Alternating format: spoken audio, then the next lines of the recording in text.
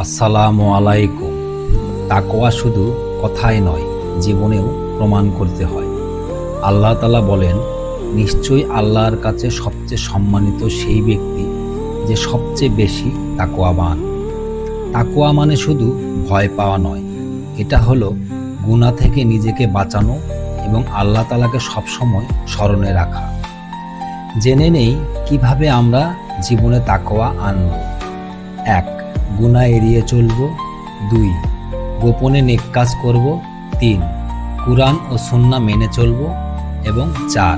হারাম আয় থেকে দূরে থাকব।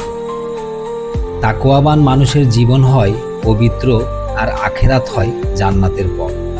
তাকওয়াই প্রকৃত মুসলিমের আসল শক্তি। এমন সংক্ষিপ্ত এবং ইসলামিক রিমাইন্ডার পেতে এখনই সাবস্ক্রাইব করুন ইসলাম ইন সেকেন্ডস।